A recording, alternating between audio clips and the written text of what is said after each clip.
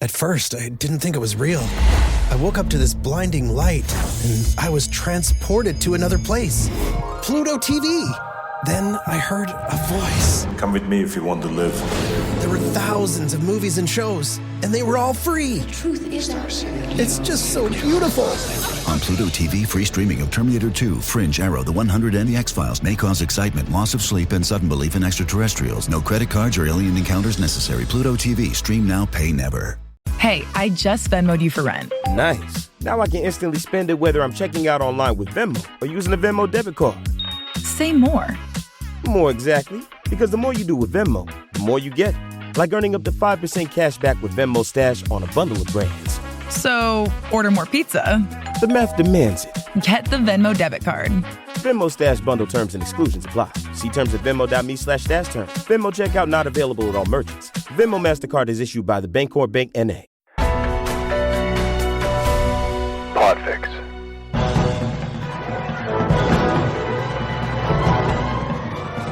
Hello and welcome. This is episode 146 of the Filmmakers Podcast. This is a podcast where we talk filmmaking, from indie film to studio films and everything in between. How to get them made, how to make them, and how to try not to F it up, in our very, very humble opinion. This episode is with the fantastic Shola Amoo, the director of The Last Tree, the BIFA winning the British Independent Film Award for Best Actress and for Best Actor.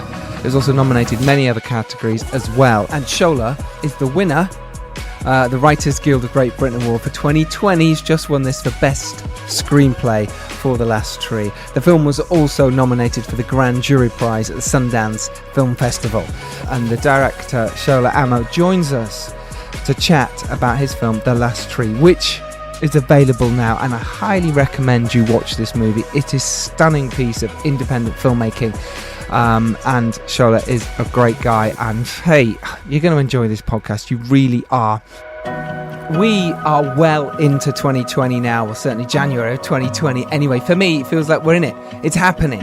So what have you done so far this year to make your film dream a reality? What have you done?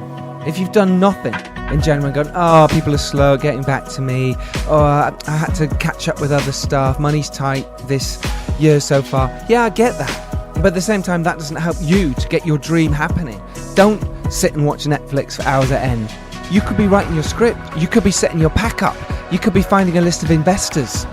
That's what I want you to do. I want you to be inspired. That's why you listen to this podcast, I hope, in some way, because you need to do that.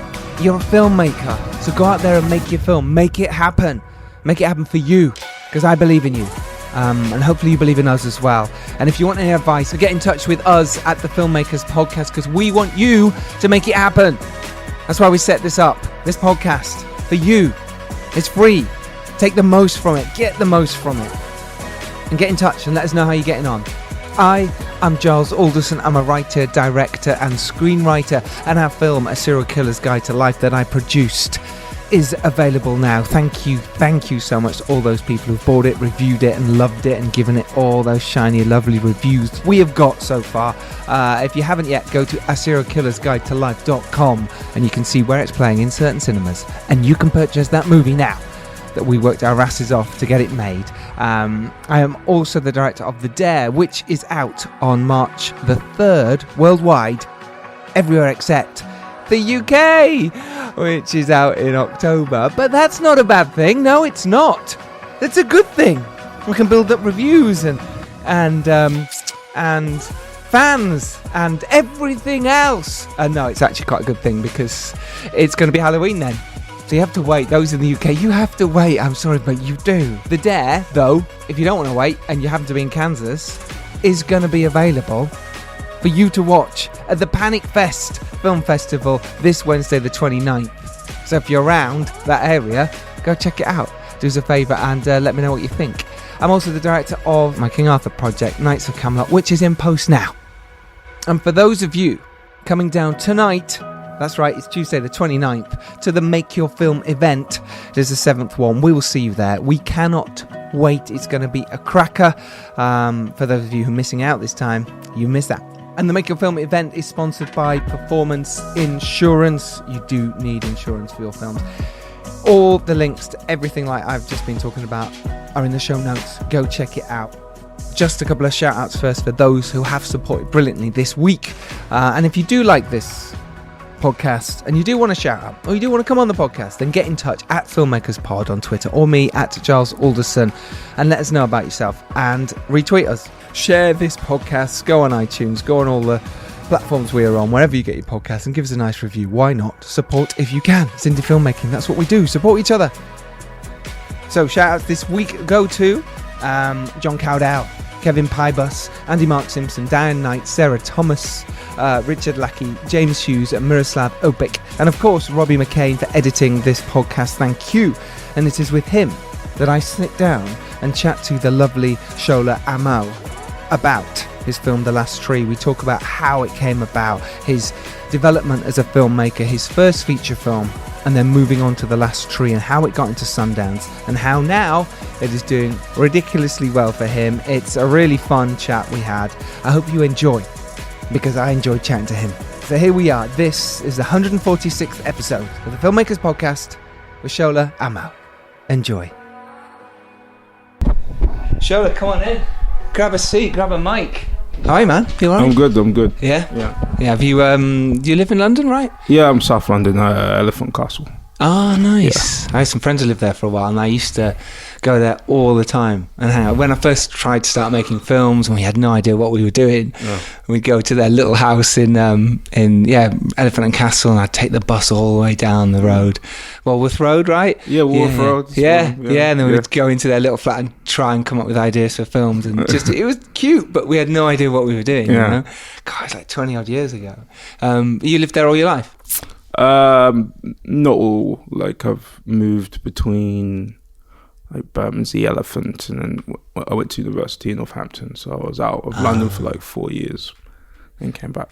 Because that means you've lived pretty much London. You grew up in London all your life, and then went to Northampton. Northampton's an interesting place, isn't it? It's very different. And I suppose, did you do film there? Did you study anything? No, it's funny. I studied American studies initially. American studies? Yeah, it's like really American kind of political history, civil rights, Native American history, artistic stuff, like watching a lot of films, like at least Spike Lee films, and reading just really interesting books like Frederick Douglass' slave biography, and really just a kind of political foundation in history, whether it's Malcolm X or Martin, that I didn't have in secondary school in the UK. But I ultimately switched from doing American studies to journalism. And that's technically how I got into film, because in journalism, you had to major in your final year in print, radio, or film. Yeah. And I did film, which was a documentary. And it was a documentary about a friend of mine who had been stabbed 7 times. So that was like my introduction to filmmaking. Wow. Okay, fascinating. And then was that still at Northampton? Did you? Yeah, I was all at Northampton. Yeah. Again, it's super important to make that switch, and the skills that you learn, that I learned on that course were really, I found, very transferable. That's interesting. What specifically? Anything for our listeners? Because our listeners are all filmmakers. They want to know about making films. So what specifics transferable from a journalism course? I found that really interesting. I think it's sort of like critical reading, analysing text. And applying that, especially in a documentary fashion, trying to create a narrative to an extent, but obviously in using real world environments and being able to ask the right questions, negotiate, people skills, interpersonal skills, all of these things are very transferable.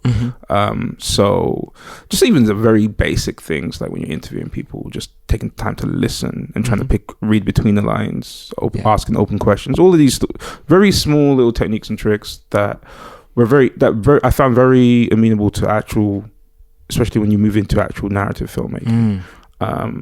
So that documentary was really key, because it was very much about a friend of mine, but a very tricky subject that was kind of spilling out in the streets of London at the time, and trying to find a way to contextualize what happened to him and frame it within the right social political context. Did you have the story first for that, like the thing that you knew you wanted to tell, or did you decide on the medium first? Like, did you kind of pick that you wanted to do film or print, over print, or what other options? Yeah, was it the story first, and then you decided, how do I best tell that story? In terms of the course, you had to major in your like your dissertation, for example, had to be in either print, radio, or film, and I knew it would be film, moving image. And it's very lo-fi equipment. This is kind of like the days of like PD 170s and all that sort of stuff, and tape. And, tape ones. And all that. So it was very much DIY, do it yourself. Take the camera, take the mic, and go off to do your interview and build your story. And then you got to log and capture it, and all of that stuff that they use. I think we were using Final Cut at the time. Yeah.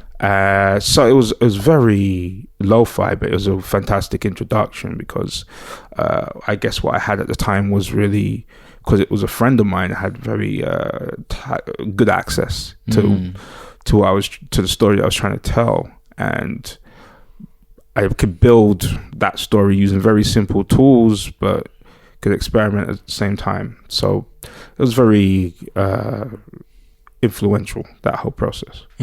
So with the documentary then, did you do it as a journalist sort of side of things? So were you interviewing people who were involved in the situation? Were you involved? How did you set the whole thing up? Because I imagine people weren't that keen to be on camera talking about it. Yeah, it was actually quite funny at the time. So I interviewed obviously my friend, and he showed us the scars and where he had been stabbed, the 7 kind of puncture wounds in his body. So it's just to be clear, 7 times in one go, yeah.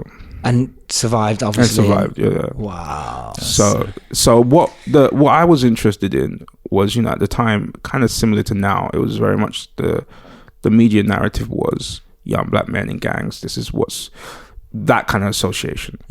He was just a guy, young black man, wrong place, wrong time. No gang affiliations, nothing like that. And it was important for me to give him just a space to tell his perspective, his side, almost as a counterweight to the way it had been described in the media, predominantly at that time and still now.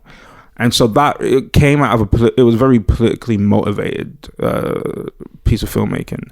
And so I interviewed him and got his perspective and showed the puncture wounds. And I think it was important for people to see exactly what can happen from a scenario like that. At the same time, I interviewed community workers who had been engaged in trying to curb young people away from that kind of situation. And I think, which was super important, managed to interview a police officer. And he, at the time, had collected all of these knives from a knife amnesty, which is a situation where you're all allowed to hand in your weapons with no questions asked to the police. And so I interviewed him in this room, and he just brought out this box and laid out all of these weapons that had been collected from the amnesty, and I swear there was like a samurai sword. And it's not funny, but it kind of but it was like, wow, it's just like, how do you walk around with that? Like, but where does it go? Where does it go? But that's a great kind of image, or like a visual way of really showing the kind of situation. And he went through all of the weapons and would explain what they were and how they, and you might think it's a knife, it's basic, but you got these kind of like, I remember at the time he was showing me the flip knife and all these different type of things. And what was mostly what I found really interesting about interviewing him is that, his perspective was very much, it wasn't too dissimilar from the media's perspective, which was the one that I disagreed with. And it was interesting to try and have a conversation with him where we could try and maybe flip his perspective on how he perceived the problem, basically. And so all of that was very interesting. And what I like about documentaries that it's very much about having to think on your feet, think very quickly, and try and capture the moments. That I still carry on to fiction filmmaking. Yeah, see, that's really interesting, isn't it?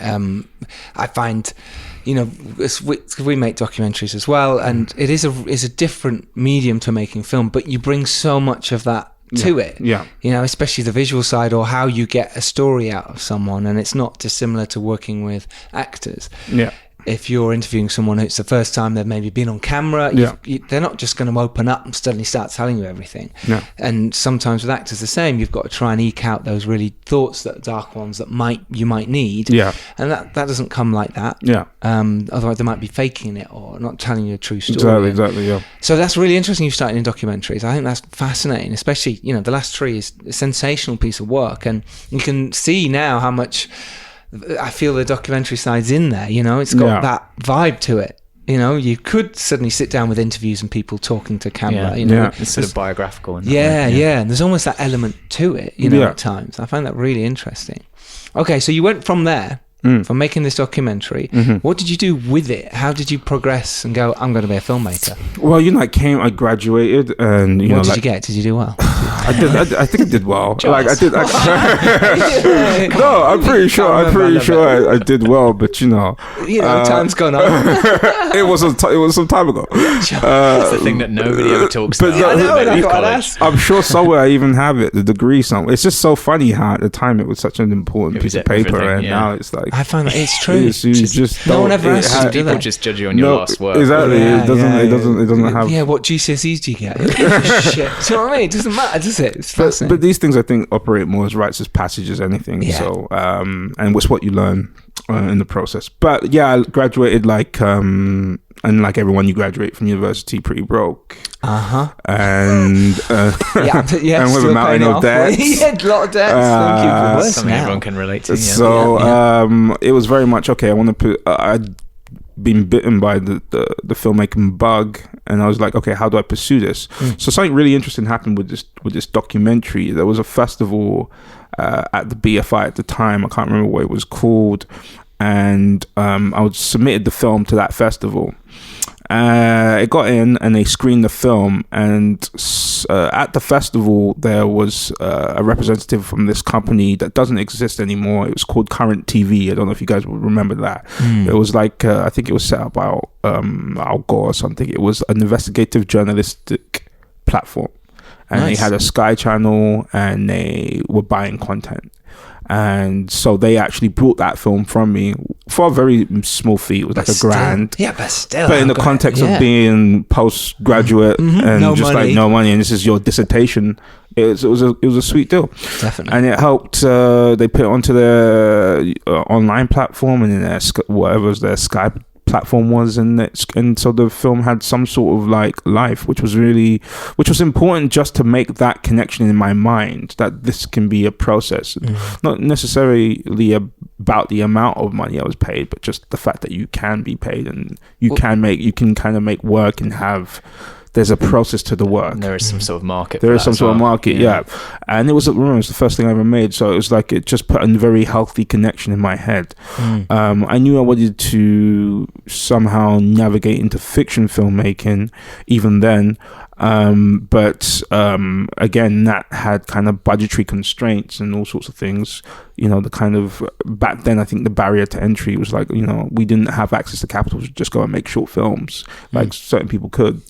So what I did is actually went to theatre, and I did some playwriting I did the Soho and Royal Court Young Writer Group. So did I, brother. So did I. Yeah, so I did those, and those are super useful because again, you're learning the nuts and bolts of storytelling. They're telling you character, they're telling you plot, they're telling you everything that you need to know. It was incredible. I didn't know those girls I was telling you about at the beginning, about how I went down in Walworth Road. I met them at this Royal Court Young Writers program, and we said, let's set up to do some film stuff. Amazing. Well, the benefits of it. It's huge, yeah. And it really, I found it, I guess I found the Soho one just slightly more helpful in the sense that they would select the 3 plays they wanted to have a performance. And so I had Royal Court didn't do that. You could put on a reading, right? Exactly. So the Soho one meant that I had a performance, and it technically would have been the first time working with actors.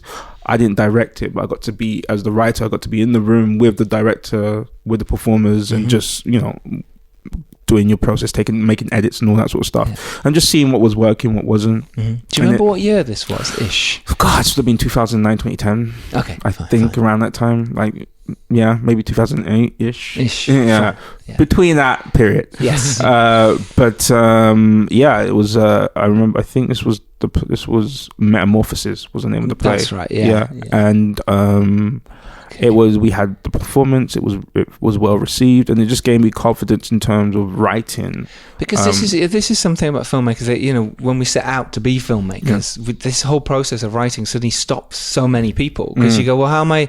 It's great, I want to go make a film, but hang on, I need a story, and then I need someone to actually write that to a high enough standard as well. And there is these courses around that people can go on and learn how to write in a sensible way. Yeah. And I think it gives you all that confidence to go, well, okay, I can go make a short now because actually my writing's fine. It's acceptable to move forward. Exactly. Yeah. It gave me a lot of confidence in that sense. And so I was like, okay, I had enjoyed that experience immensely.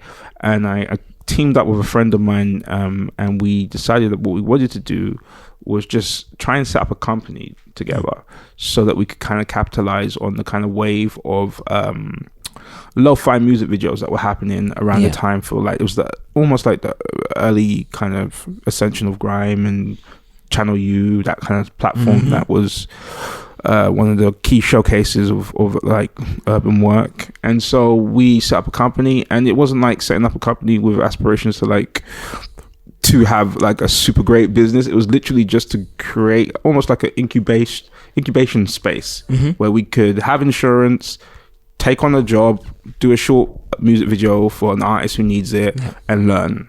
And so we did that for quite some time, just trying to raise enough money through what we were getting paid to just each time we got a video opportunity, make one slightly better or try a different technique or something like that. You learn so much, from making music, because you can practice and try, and it's almost that documentary style where you go, well, I'll put a little slant on it. I'll put my own vibe on it. It's true. Right? And it wasn't like we were working with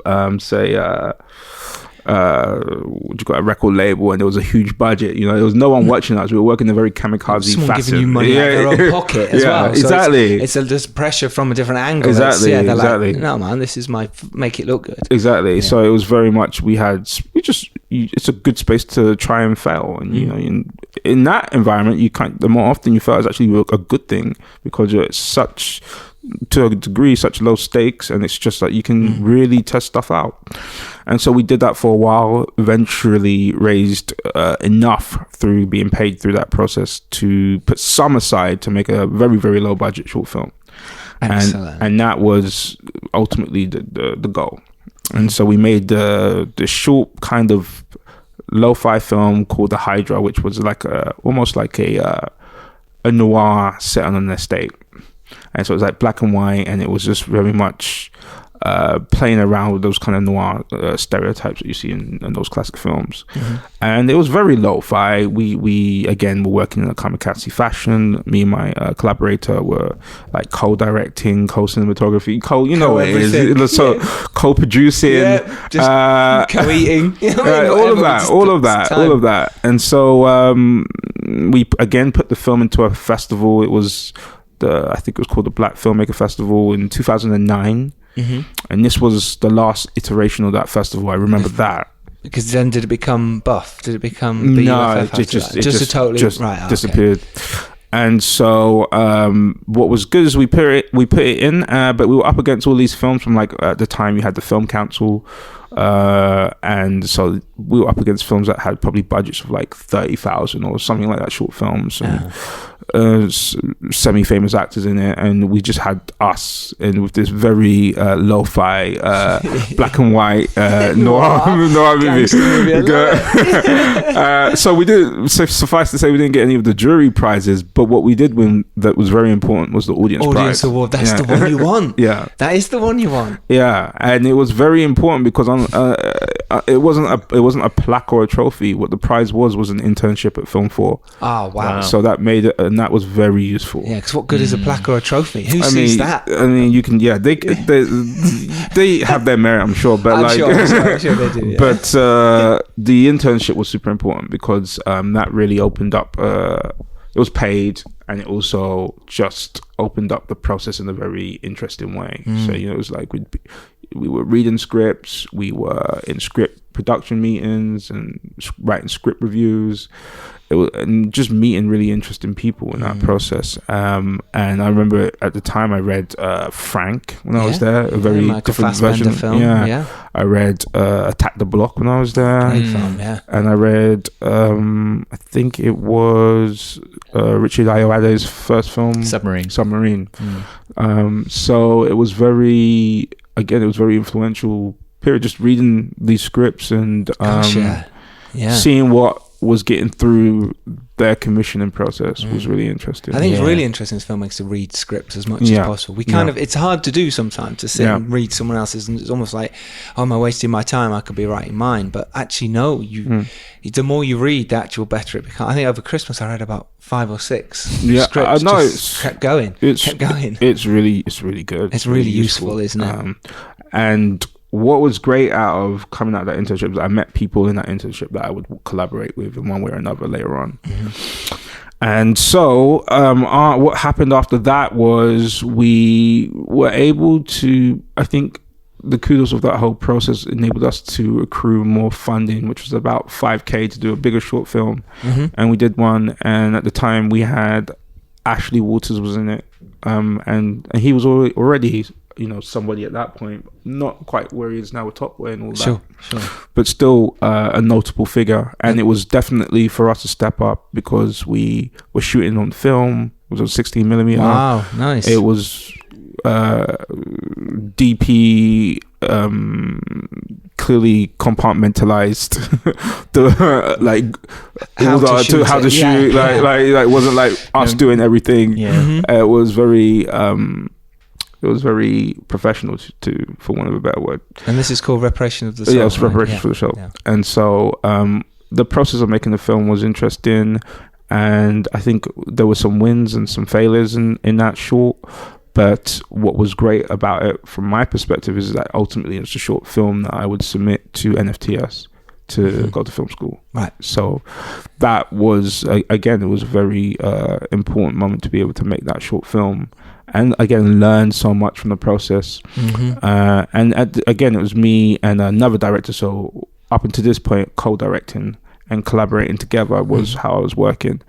And just learning lots from that partnership as well. Yeah, well, because how can you not learn from someone else who's right next to you?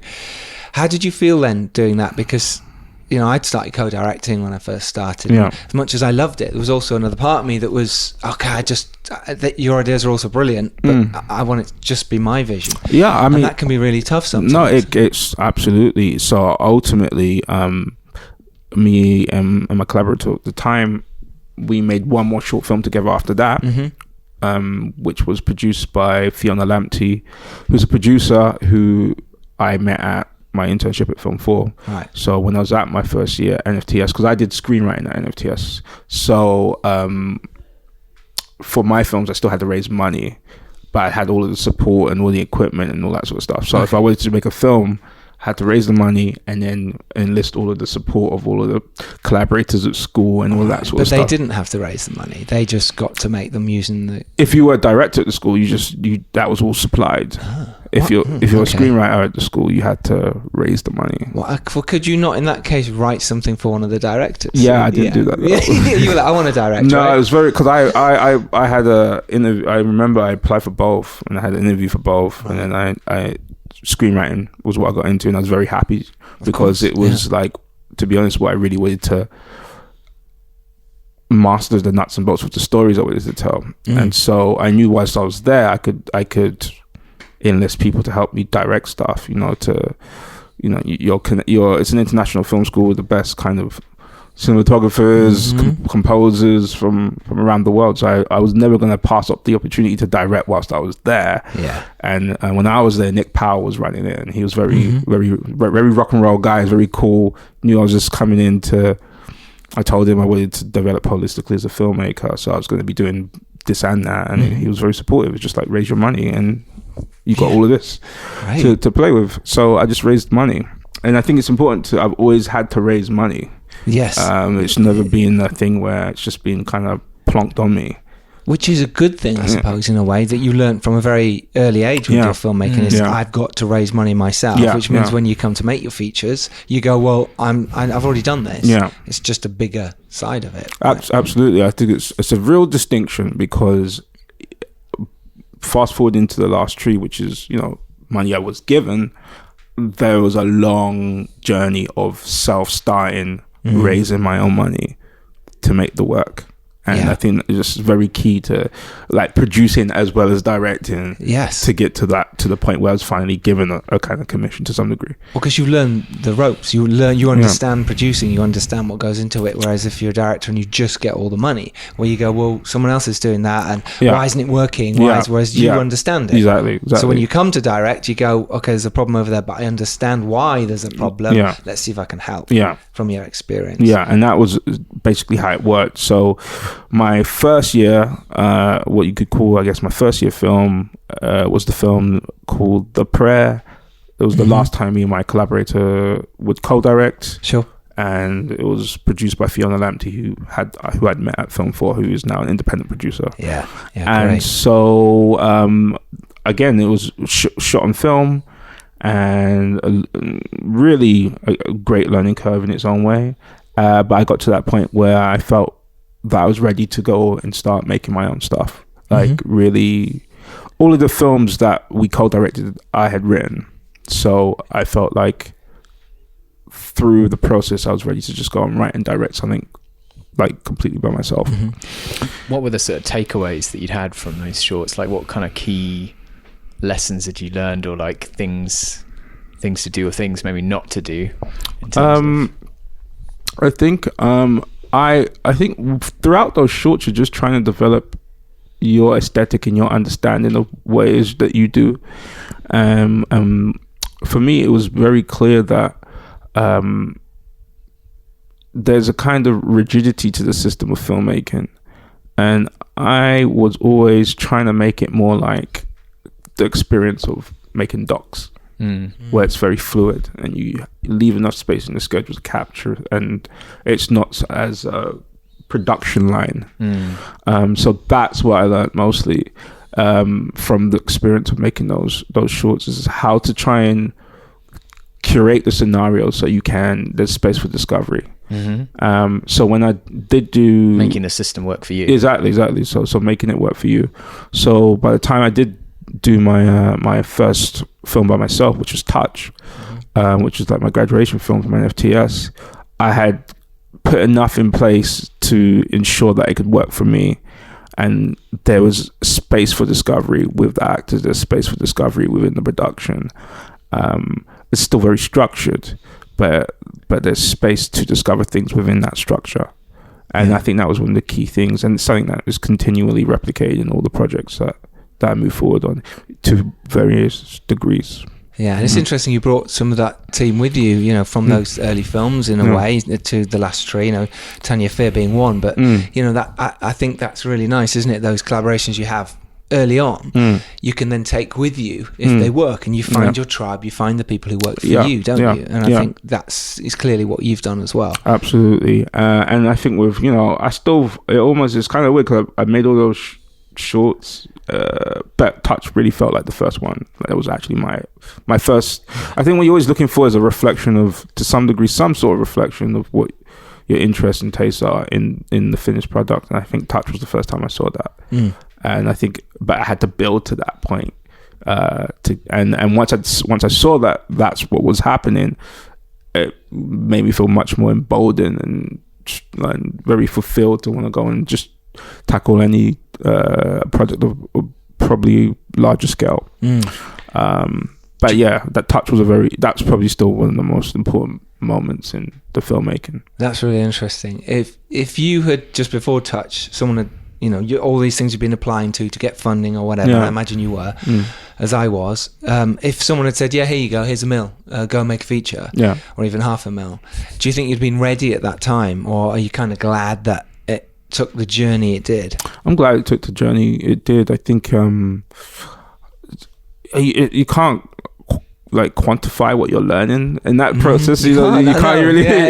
But you can say, oh, I may have used this kit. You can be specific and say, I used this kit, or I shot on film instead of digital, and that's a very tangible difference. But there's all sorts of stuff happening on every project, even the ones you don't think were successful, that you're learning that you can't really like quantify the importance of.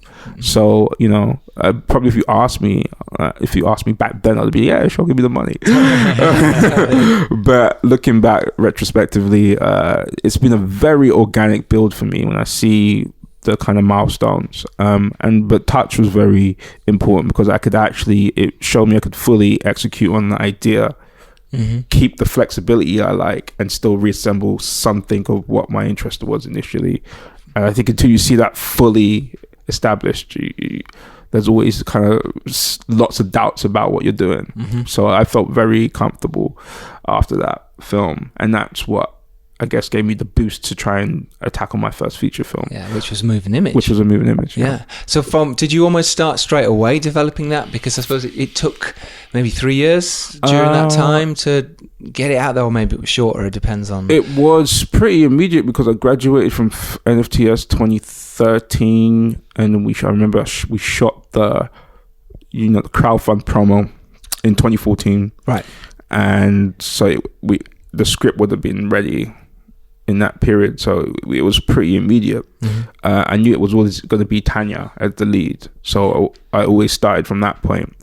And my producer for that project, Rinky, was born and raised in Brixton, and we'd always been having so many discussions about gentrification, because I think the catalyst for me mainly was I was actually touring Touch in the US, a couple of festivals, and the conversations like my contemporaries were having there were the same conversations I was having here with my friends about Brixton, Peckham and Elephant Castle.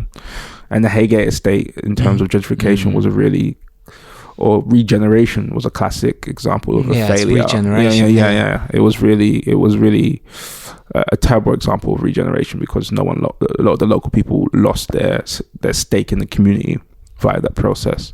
And so it was very much something that was on the tip of my tongue, and walking past that estate every day was always the kind of like, I remember all of the kind of history of that space before it was kind of like demonized as a sink estate, before it was in all of the gangster films, whether it's Harry Brown or whatever. It had community that you didn't see. It had a lot of vibrancy. Very important to the South American community in Elephant, which is huge. And so I had a lot of fire in my belly about this whole concept of gentrification. It also features in Attack the Block as well, which you mentioned earlier. Yeah. I remember them talking on the commentary. They were saying like, actually, bits of this don't exist anymore when we filmed. Yeah, I wouldn't be surprised. It was what I always refer to a moving image as is archive. It's like really, it's there forever. It's archive of spaces that have changed and spaces that no longer exist in that way. And so what was interesting about Moving Image was I didn't come, your first feature for a lot of people can be a very curated event, especially if you're working within systems with bodies. And were you doing that on the Moving Image? I wasn't doing that on the Moving Image. It was 100% independent. Like, it's the rare case where it's your first feature and you're also the exec producer on it. So you self-financed it. It's self-financed. And so all of that kind of all of that self-generating that I spoke of earlier is fundamental to how you can kind of come up to a project like a Moving Image. It's because I was so used to fundraising, even though it was a feature, it didn't seem crazy to imagine raising some funds for a very experimental kind of feature film. Well, how'd you go about doing that then? What's your process? You've been doing it for so long. What would you do? Would you speak to the same people? Would you, like you say, your Kickstarter, but what else? What were you doing? I was very much inspired by a lot of the Kickstarter Indiegogo campaigns I've been seeing, and I felt, well, if we can shoot a very cool promo video with Tanya in Brixton, something that is less of a plea and more of a, well, this is the world we would invite you into if you were able to donate money, something that would entice people, then we, stand a chance of being able to get picked up by some blogs and some support and spread the message. And so that we just, the thing about crowdfunding is, it is to some degree, people always say it's something you should only do once, and I feel I understand what they mean by that. And I think you should, to some degree, I kind of agree, because it's like most of the people who are going to give you money are friends and family, people people in your circle. You don't want to have to hit them up more than once. Again and again, yeah. You know what I mean? So it was really understanding the mechanisms of a crowdfund, how like you need to get 20% in a soft launch before it goes public, so people see it's a moving train, and when the psychology of it, it's huge. Yeah, you really have to immerse yourself. It's like a 9-to-5 job. It's not like just easy money. You're really working that out. Yeah, totally. Yeah, it's full. I've done it main once and then jumped on other projects twice, and it's a full-on process. It's a full-on process. Really got to stick at it. And so, knowing all of that, we just went for what we felt would be an achievable amount of money. We knew a moving image would be part documentary, and the bulk of the money that was needed would be to cover some of the more fictional elements of it. But you're looking at a film that was ostensibly shot in about 15 days, maybe. So in packaging it, it didn't seem crazy. All predominantly in that one very cool location in Brixton.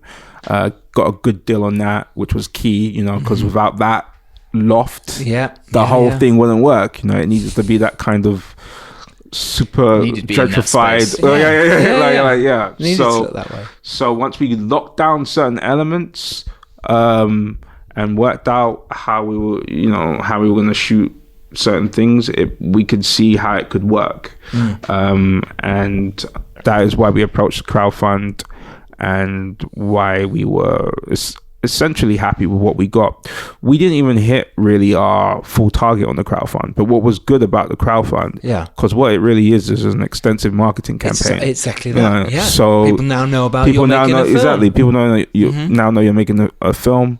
And there was this woman in I believe she was in Florida, and she had been messaging us through the campaign saying she's going to donate. She didn't donate. And then at the end of the campaign, I was like, she messaged me again. And I was like, hey, I started to think it might be a hoax.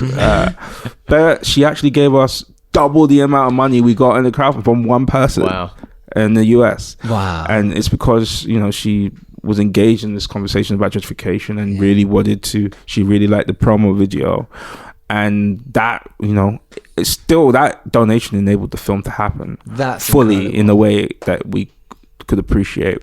That's so cool. Aki was in this film as yes, well. He was. I play football with Aki a couple of times. He's a good footballer. He's made his own feature film. He has, and that is beautiful. Real. Because I feel when we bumped into each other recently, and it was like he was telling me, like, the process, seeing how a moving image worked, showed him you can do it. Yeah, it can be done. And it was great to feel like that kind of community around that film are going off and just doing their own things, because he did it DIY exactly the same way. And that's doing really well now, and he's winning awards. The Last Tree is doing really well for you. And I think we all help each other, right? That's the point. We all support and go, look, there's no competition. We're all going, let's do it. And it's so lovely, isn't it, when people around you are also fighting hard and working to get stuff made. It's amazing, because there's so many funny stories and anecdotes around the moving image. Like our production designer had never done any production design, but she was doing a curation course, curation MA at Goldsmiths, and knew all of the local artists that we wanted to collaborate with in some of the scenes, and whose work we wanted to show. And so she just brought that knowledge of that art space in South London that we were interested in, and we worked together. And she designed and she built stuff in the perfect way for the film, and it was we were taking so many risks like that. People say risk, but it didn't even feel like a risk. They just felt right. It just felt organic that to you me. should use them. Yeah. Well, how did you find your crew then? Obviously, the shorts you've been making and over that time and bringing people along. Did you just put shout outs out? Again, I have to attribute a lot of the crew finding to NFTS. To be honest, it was through all of most of them were graduates, or some were still students. So Shegan Akinola, who's now the composer on Doctor Who, was a student at the time at NFTS, and he saw the campaign and really wanted to be involved. And so that was the first time we collaborated when he did the score for A Moving Image. That's amazing. And do you know what you said there about when you put yourself out there and say, I'm making a film. Do you know what? I'm crowdfunding it. If you want to get involved, whatever. But I'm making a film. The amount of people that go, hi, I'll help you is incredible. And some you don't want, but there's a lot who you go, thank you. Yes, I really appreciate your help. You've got to get that. There's that flick in the brain where you've got to go from maybe I can do this to, well, I'm doing this by hook or by crook, and it's going to work or not. And you're working towards a date, which is the shoot date. And the amount of things you can kind of accumulate on that journey is kind of crazy, because you've already just thrown all of your eggs into the basket, and there's nothing else that can happen at that point, really. So Shegan was amazing, and M. Demiri Enkemi was, I think, 19. I think he hadn't even. He eventually went to NFTS to become the youngest MA editing student in the history of the school, but at that point he was, I think, still in the application process or something. Okay. But he was the person who I wanted to edit to. I met him on the BFI Film Academy course, which was being run at NFTF. I was working on that, working with younger filmmakers, and I think I met him when he was 17. And he was great on that course. It's like a miniature version of NFTS for 16 to 19-year-olds.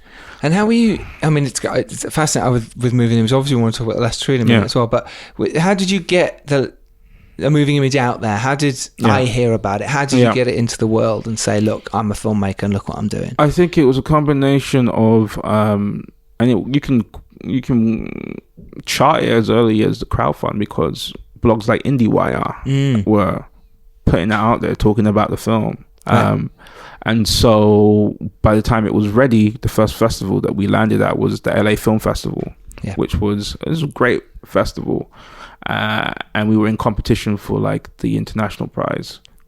That was amazing. Me and the crew got to go to LA. Wow. Got to watch be a part of the festival, have the screenings and networking. It was amazing. So, you're all working on this very lo-fi independent project that is super weird. Remember, it's a fusion of fiction, documentary, performance art, photography, and animation. It's just in the kind of canon of British film. It just didn't seem to have a space. No, for it's almost Monty Python. They had loads of different sections. It's super weird. Nowhere near like Monty Python, I'll tell you that about. But it is in that terms of it's like different. You know what I mean? I still see it as a comedy to some degree, but I actually took the reference as a positive. Brilliant. but it's a super weird film aesthetically. Everyone's just doing it because they believe in the idea. And we get it made. It goes to LA Film Festival, has a great reception. Then it goes to Black Star Film Festival in Philadelphia, which is a very cool festival looking at predominantly African diasporic work. Wins an award there, and then we bring it to London Film Festival. And then that really, there's a real buzz and support for the film there, because it's a hot button subject, and aesthetically, I think the reference to, or the way the film was referred to, was it was called aesthetically something in the in one of the write-ups, which I found amazing. Something along the lines of peculiar. Peculiar. But I enjoyed it. because that was the film. Great. Moving Image was, I always perceived it as a feature-length visual art project. Yeah. You know, its Yeah, natural home could be in the cinema or it could be in a gallery. Like, that's kind of what I was thinking about when I was making the project. So all of this was enjoyable for me. And but it must now, like you say, London Film Festival, now this must have opened doors for you. This must have been a time where, or at least you could knock on the doors and they might creep open a little bit. Yeah. And so I got, I guess, segue a bit, because the whole time I'm doing this with Moving Image, 2014 was the year that I was on iFeatures with earlier iterations of The Last Tree. So it's important to state that I was working on 2 films simultaneously. Wow, I didn't know that. That's fascinating. So at the same time doing Moving Image, you're also with iFeatures doing The Last Tree. Now, for those who don't know, those in America, iFeatures, is it still going? I think it's still going. It's a platform where you can put your films in, or the process of your films, and they will help you develop it. And at the end of it, it gets whittled down to a couple of filmmakers, or 3 or 4, and they give them some money to go and make these films. So what happened with us on iFeatures is that it was a very early version of The Last Tree, very different to what the film actually became. Okay. We've heard that from a few people who we've spoken to who've done iFeatures. Yeah. It's like, it started out as this, and then it kind of... it was... and then you took it back to the original when they'd been dumped by it or whatever. It became... I think it got... it started off as one thing, but I think I was trying to chip away at it to get it to what I really wanted it to be. Okay. So the year that I was on it, it was a very good year. It was God's Own Country, Lady Macbeth. Jack Tarling has been on his podcast. Lady Macbeth's amazing. Who else was it? Fantastic. The Leveling. Wow. Apostasy. That was all your year? And my film. So Last Tree. So that year, Francis, God's Own Country, didn't get it. I didn't get it. So we both went off, and I remember bumping into Francis in East London, and we hadn't realized who had got it, and we were like, "Did you?" I was like, "Did you get it?" And he was like, "Nah." And he was like, "Did you get it?" I was like, "Nah." So we just had a hug, because we spent at that point it had been a 9-month development, right? So we were just like a bit bummed we hadn't got it. But those films were cool. I mean, Apostasy, The Leveling, Lady Macbeth. Particularly William, director of that film, I thought very cool. Yeah, those were the films that officially got the green light. And Francis Lee's God's Own Country didn't, and eventually he got the money, and which was more than you would get on iFeatures, and he made God's Own Country, and then eventually I got the money, which was way more than you would get on iFeatures, and I got to make The Last Tree the way I wanted to make it. So that's quite a good story. That's really nice in the end. At the time, you're probably a little bit pissed off, or certainly disappointed with the result. But now it's so much better. I was organically disappointed, but it made a lot of sense. And also, what happened? I just went off and made a Moving Image, because that was something I was in control of and could make through. And so I think is making the Moving Image and the process of that really served The Last Tree really well. Well, it must have done, and also it took away that disappointment a little bit by you going, "Well, I'm making a feature now." So exactly. And I think that's a hot tip, is developing as many things simultaneously as possible. You will get some rejections. You just want to make sure you have something that you can run into, and take the steam of that rejection and turn it into something positive. It's great advice, and it's so true. I started off just having one project, and the disappointment when you got a phone call or a thing didn't go ahead when you've been waiting for weeks for was too big. It still hurts now, and so now I don't. Now I've got multiple projects that you go, well, if that one falls down for a bit, it's okay. I'll push this one for a bit. Exactly. You have to. Yeah, right? you have to. Even though some people go, well, that's not fair on the other projects, but if you don't, then it's too hard on you. And you want to quit or give up. This is too hard. But you have to have multiple projects, and so and I learned that because there's a version where I could have taken that no and just sat on my settee for a minute and not done much. But going out and making a Moving Image the way we made a Moving Image was such an important process. And I just took that energy from that film and just kept running with it, really. And how did you then? So you then had the disappointment with The Last Tree with iFeatures. From there, how did you get the money? How did you make it happen? With the Moving Image? With The Last Tree, from the Moving Image. So after Moving Image, and after London Film Festival we collaborated with Verve Pictures, and they released the film, which was great. And then I did a smaller project. I did a short. Goodbye, Mr. Shakespeare. Dear Mr. Shakespeare, Dear Mr. Shakespeare, which was again very loose and experimental, following the kind of same aesthetic language from a moving image, and but in a more condensed short. And collaborated with my cinematographer for The Last Tree, Still Williams, on that project. But again, working with Shagan Akinola, working with Mdamiri Mkemi. And so that was, for a lot of us, our second project.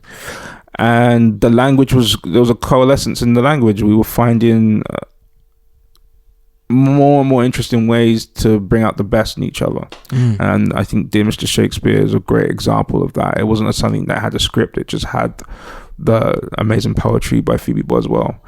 And we just spent 2.5 days shooting that with, kind of almost like a visual breakdown, but no scripted scenes or anything like that. It's beautiful. I remember I produced a dance video recently, and this is one of the examples she showed me. I hadn't seen it, and she said, have a look at this, because I want to do it similar to how Shola did this. And I went, oh, wow, that's pretty amazing. And Ashley's performance, it's Ashley Thomas's performance is stunning. You sort of go, okay, I see what's happening now.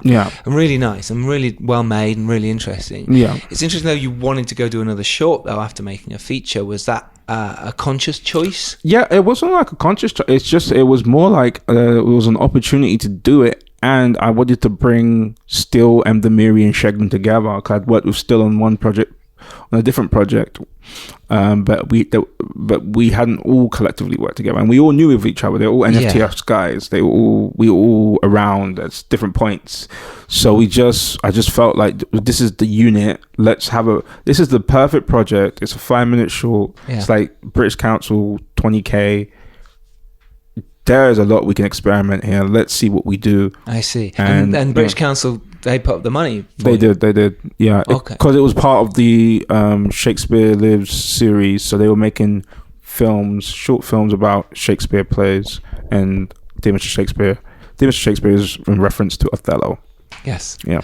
Moving into The Last Tree. So by the time Dear Mr. Shakespeare went to Sundance, and then by the time we had finished that kind of festival run of that film, Last Tree was actually in a place that was healthy.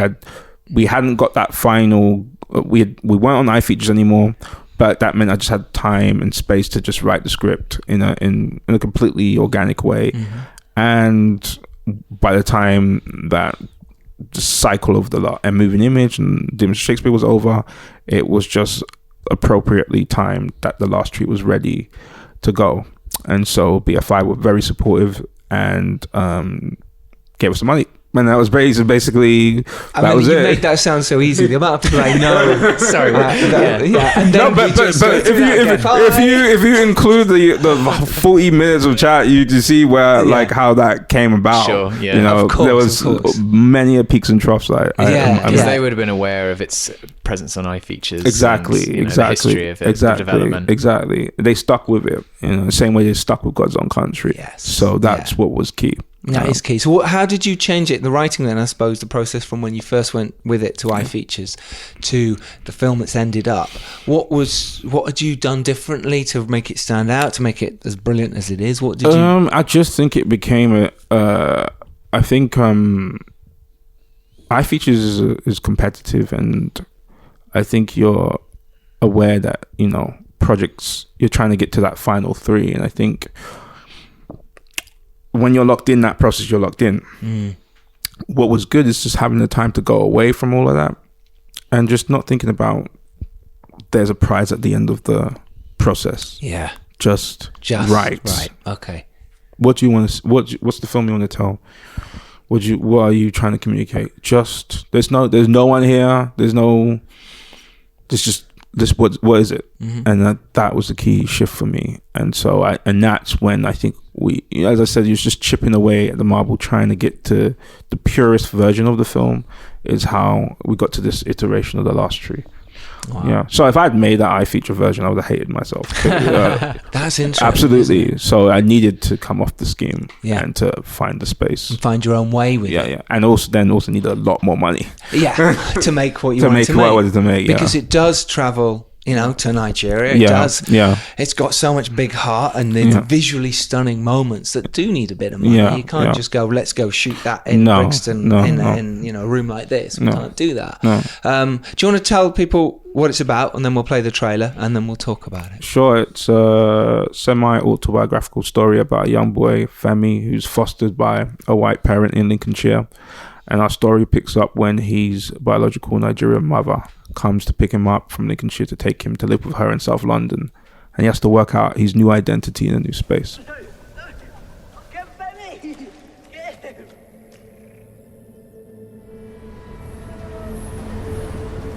I wouldn't change being part of you for all the world. In a way, you're all my boys. But we're not.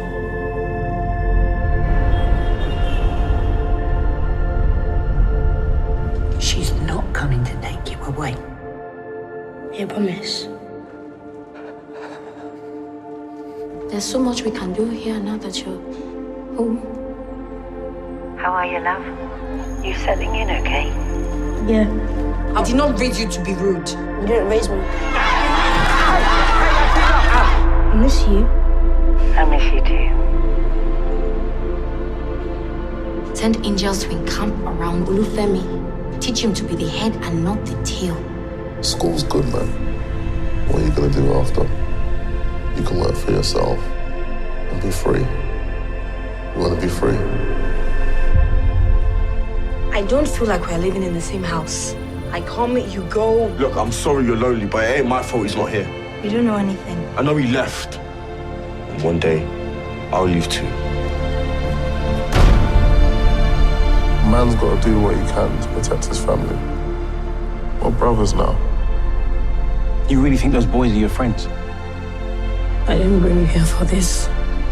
I just want what was best for you.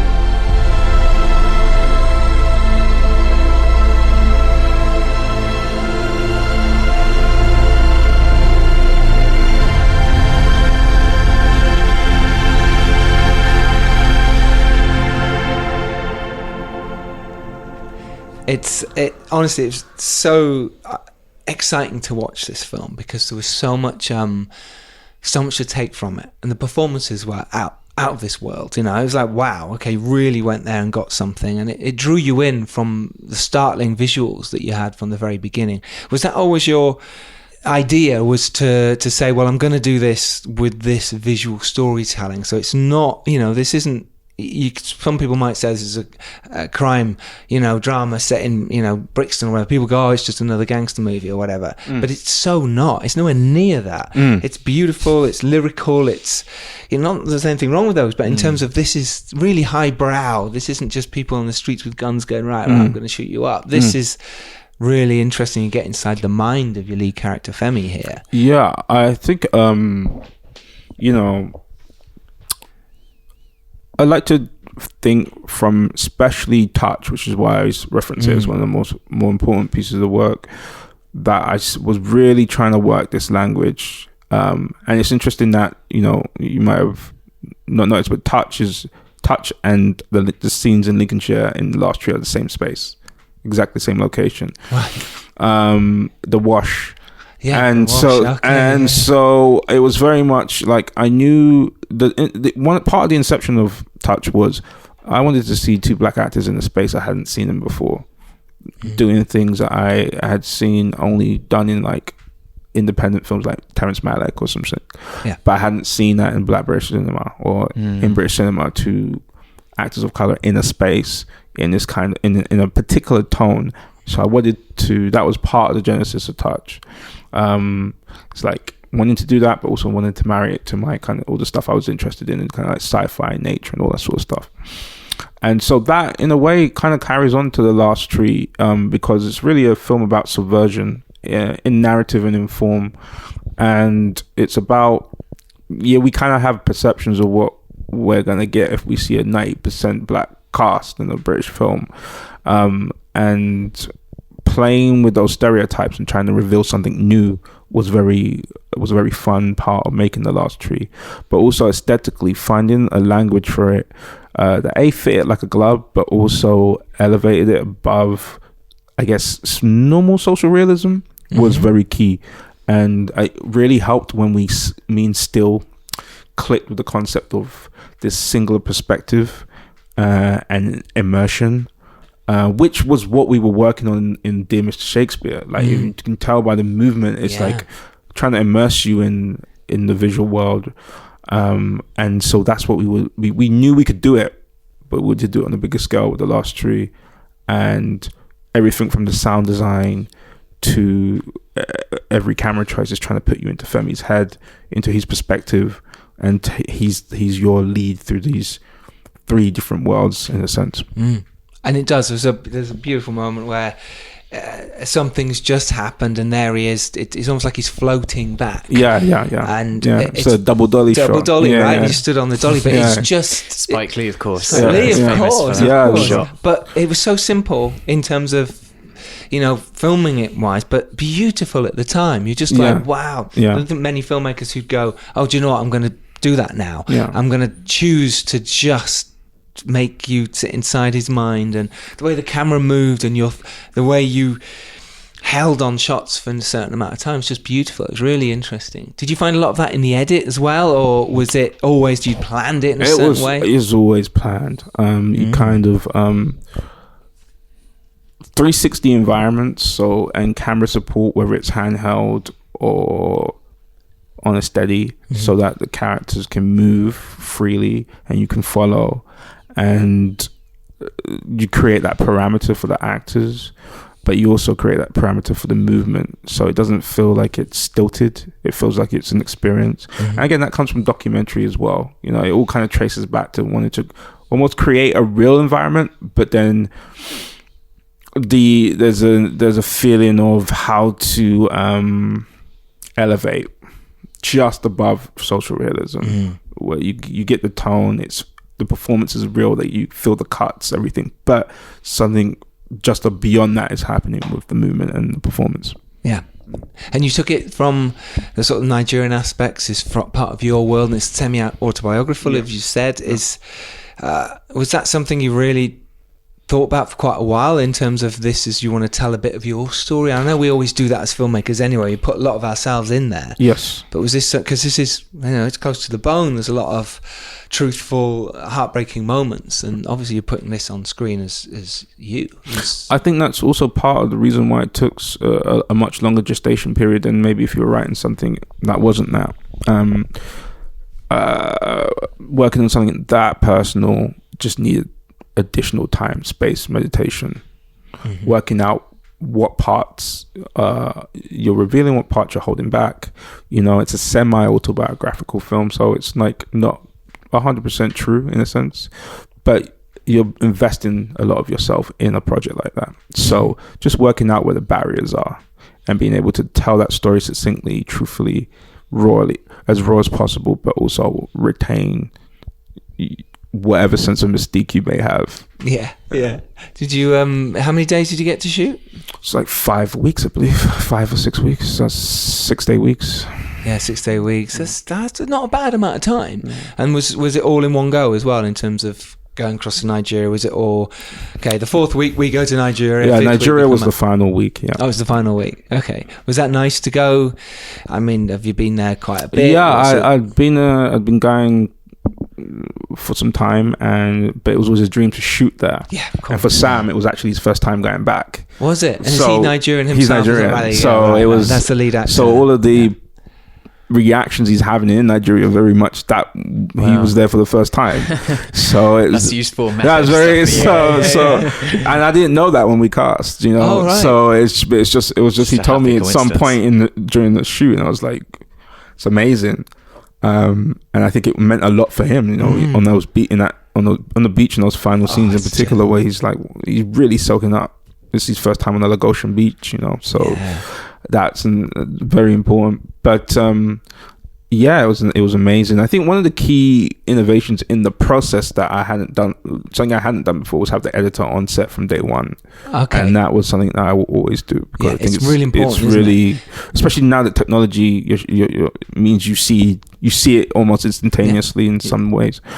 What did you gain from that though? Because I love having an editor. It's interesting to hear that, because like obviously your process sounds really methodical and careful, but there's still that flexibility in post that you want. So I guess that really kind of says that point more than, say, if you were a filmmaker who was setting up 10 cameras and doing more of like a Tony Scott type thing. But I think your style is much more, from what we've seen from this discussion, it's very like well thought out, well planned out. I think mature gestation. There's you've considered things like a lot.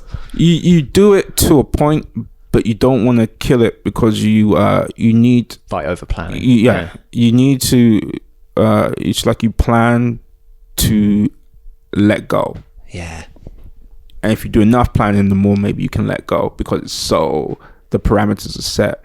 And when you're in the process of letting go, that's when actors can improvise. That's when things can be discovered, and it's always those discoveries that for me have always been the most enjoyable parts of the process. Yeah, because otherwise, if you're doing it exactly like you've planned or your storyboards, it loses the heart and the passion. Yeah, it's like a dead film. It's an organism. It's organic. You have to discover things on the day. Things will change. Things will morph. Performers will have ideas. Totally. An actor might move across the window and give you a different perspective on things. Yeah, absolutely. So you got to be open to it in a very thoroughly planned environment to some degree. Yeah, no, that's very true. And let's talk about the actors then, because you mentioned Sami Adewumni. He's amazing. How did you find him, and was there not a pressure to get a name, if you like, especially with the BFI? No, not at all. Actually, it was really Sam was just, from the first time we saw the self-tape, we just kind of we knew. So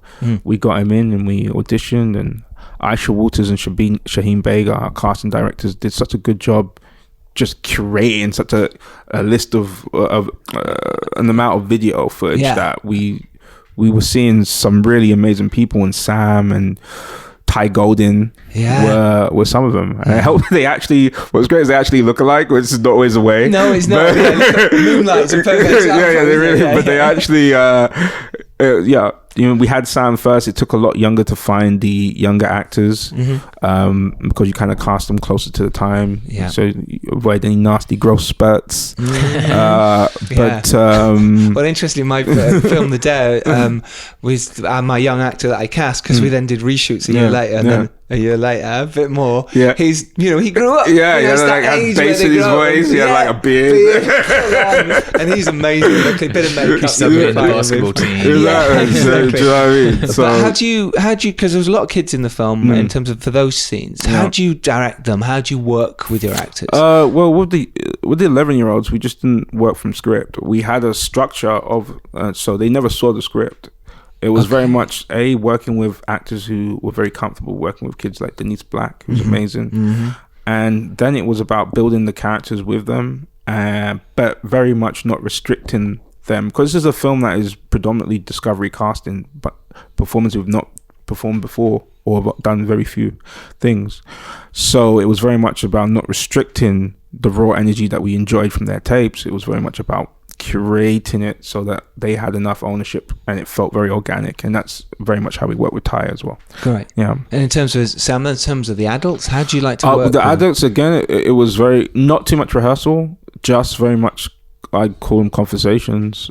Met with every performer and had conversations about character and journey, and then very much just letting go and finding, like, they were all very, the adults they're all professional, even newcomers, like, and it was very much about just always trying to maintain that energy that we enjoyed from the tapes and the auditions, and not encroaching on that too much. Casting is so close to the bone that they are the character, so therefore it's like whatever kind of decisions they make contextually can work. Yeah. And just really just mining that. Amazing. And with The Last Tree then, in terms of getting it out there into the world, after you'd finished it and edited it, Yeah. was there that worrying moment when you're sort of delivering it, or did you kind of know you had something? I think we knew we had something, and we had an amazing exec at the BFI, Lizzie Frank, and she knew it when she saw it, and we were just very, I had technically seen most of the film prior to even going to Nigeria, so I knew what that was informing what I would be doing in Nigeria to some degree. So when I saw it all together, we were all we all knew we had something. And so luckily other people did too. It's so true. This is not always the way. No, it's not. You think it's amazing. Look what I've done. This is incredible. And everyone's like, oh God. So then the BFI then were like, okay, this is when we're going to put it out. Yeah, so we festivals, got to go back to Sundance. Yeah, and that was a big last year. January, it's about to start this year actually. So that was really important and a great global showcase for the film. Yeah, huge. And Picture House saw it out there, and then they picked up the film, which gave us a really fantastic run in September when it was released last year. In the cinemas, and you couldn't want for better for a project like that. They were always going to be the distributor that gave it the most love and attention. They're perfect for it, aren't they? Yeah. It's exactly the right kind of art house indie, but also it's got so much heart and leverage, and that works well for them. So they were fantastic, and then we closed off the year with a couple of BIFA wins for Sam and Rushai, which was really something that it was beautiful to see them pick up those awards. Yeah. And you even mentioned on the Empire podcast for being one of the films of the year, which is really incredible. I mean, that's amazing. So it's done really well. It's you only can hope that people will take the thing you see in the film, but I think there's a lot that resonates with The Last Tree when it's in Sam's search for identity, and I think also the language is very interesting. Yeah, I agree too. The Last Tree is out now, so you can go watch it and do it. Honestly, it's a beautiful, beautiful film. You should be so proud of yourself, and I am proud of you. You've done an amazing job. What's next then? Quickly tell us what now from that and the success. Is it easier? Like, say, is more doors creeping even further open now for you? Definitely. I think there's a lot of opportunities to go out there and try and capitalize on. I just feel like, for me, it's more of a personal growth. I felt every film should be an evolutionary leap. You should. I feel like a moving image is one thing, The Last Tree is another, and I'd like to make a similar leap for what I do next. So it's very much about just having a sense of vision about where you want to be, what you want to do, and I feel like probably now more than any time I have maybe more instruments to do it. So that's hopefully we'll have something to look forward to very soon. Clearly, with all of your films so far, they've been kind of grounded in a sense of place, and often that's here in the UK. And I very much enjoyed the end of The Last Tree, where I got to go to another space and completely immerse myself in it. Yeah. So it'd be interesting to see what that looks like somewhere else. So where can people follow you on the socials and online? It should be a simple question, but it feels it's the simplest we've had. It's Twitter, just at Shola Amoo, Instagram, just at Shola Amoo, and my website, just sholaamo.com. There you go. That was the easiest answer. I always forget to do the socials, so I was like, oh yeah. Yeah, no, it's important, especially our listeners. They will go and follow you. They'll find out what you're up to. They want to know what you're doing. Yeah, they want to know what you're doing, but also they can then say, we watched your film, thank you, really enjoyed it, and they'll also say thank you for being on the podcast and chatting about filmmaking. No, I love talking about the process. I think sometimes it's great to be able to lift the veil and people to see just what the actual nuts and bolts of it are. It's not this super mysterious thing. It's very well, you're very good at talking about it, so yeah thank that you works very much. Robbie, where can people follow you? Just Robbie McKane at Twitter. I'm at Giles Alderson, and follow at Filmmakers Pod, and do get in touch. And if you do like this podcast, tell your friends, help us grow even more. And if you really like it, go to iTunes, give us a 5-star review.